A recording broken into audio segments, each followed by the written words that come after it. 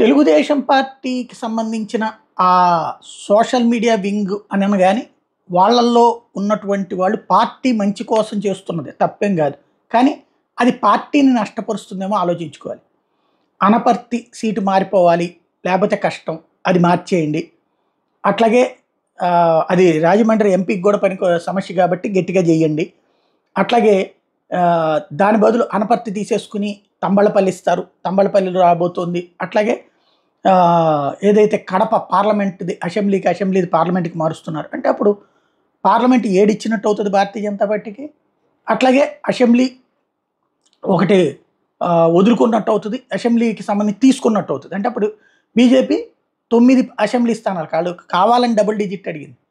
ఇంకోటి ఇక్కడ భారతీయ జనతా పార్టీ అధినాయకత్వం గబక్కన మార్చేది, అది అంత సులభము కాదు.